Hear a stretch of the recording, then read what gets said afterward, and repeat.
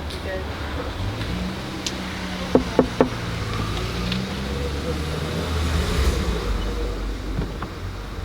Hello. Hi. Hi, how you been? I'm alright, thank you. Thank you. How long did you coached at the gym at the club for? Well, at the Southampton Gym Club, Yeah. ouch, getting on for nearly 30 years. 30 years. Uh-huh.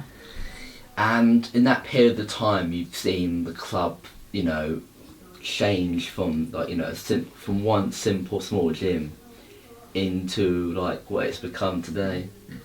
Yeah, when we first started off, it was due to that character up there. That's Roy, when he was 8. He started off and we used to take him along, and I got involved by the coach coming up and saying, "Ken, can you come in and help?" Well, I never had no previous gymnastics experience, so I just said, yeah, okay. I went in, helped out, and it stemmed from there. So you basically And, so you basically put him in the deep end. I got thrown at the deep end. Then about 18 months afterwards, the head coach at the Southampton Gym Club came up and said, "Ken, would you like to run a gym club?" He said, the coach is leaving. I said, "Sure, I'd take it." And I said, "Who's going to help me?" He said, "Well, for the first 3 or 4 weeks you'll be on your own." And I ended up with 40 boys, starting off with one coach, 40 boys. You think there's been a culture change since? Well, no, I don't think the culture's changed. I think their approach is about winning. Okay, that's nice. Mm. I mean, Southampton scored 8 goals on Saturday.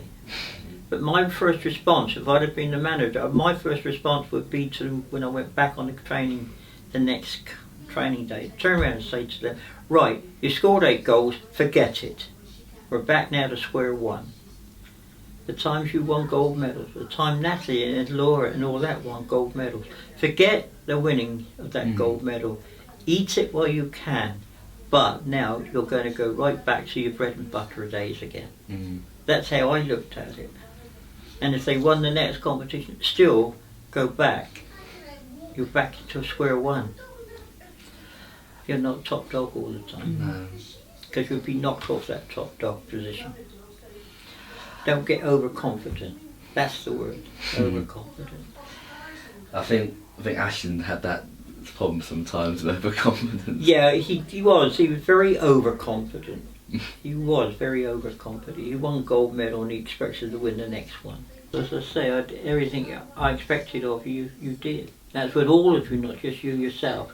I mean, I used to use a springboard, and I used to put the springboard in and say, "Right, jump on it. I think you're jumping on me."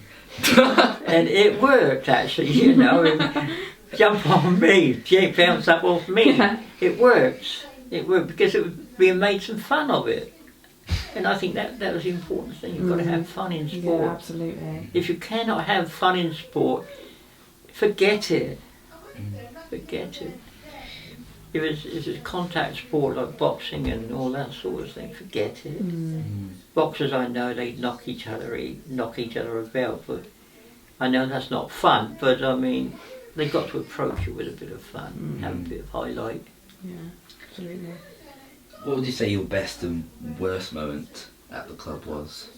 My worst moment? Yeah. And your best moment? Oh, that's a question.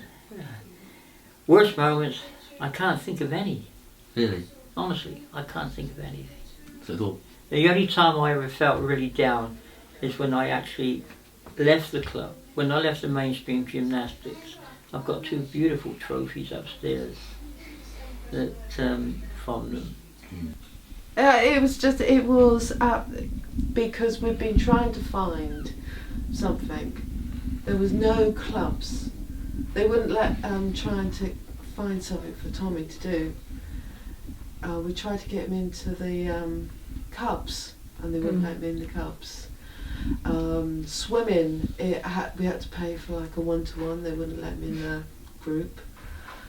And then it was a specialist nurse, and he gave us the name of this gym, and it was just wonderful. one final question, and this is probably one of the most difficult questions I'm probably going to ask in this entire interview.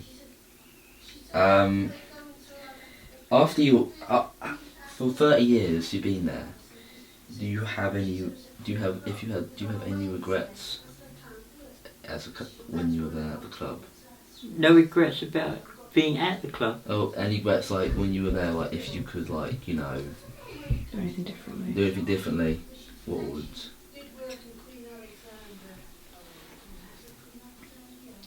I don't know, it's a difficult one again. You're pretty good at this, lad. Yeah,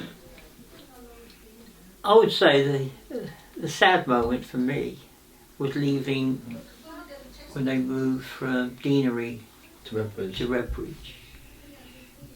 There wasn't, although Redbridge was really up to date gymnastic club, you know, the actual building and that was all up to date. But I still felt, down at Deanery, I had control of what I did with the special needs groups or with the gymnastics. But when I went to Redbridge, you know yourself, you were restricted to, oh, you've got to go in there first, then you've got to go over there somewhere else. You weren't given the time to work as a group all the time. You was restricted from what the kit you could use. I wanted the vault. You can't have the vault, Ken. We're using it. Now, down at Deanery, I didn't have that because I had you in a room of your own. That was a down part when they were moved over to Redbridge. Mine, it worked out in the end because we got our own way. Thanks very much. You're welcome, Tom. Anytime, anywhere.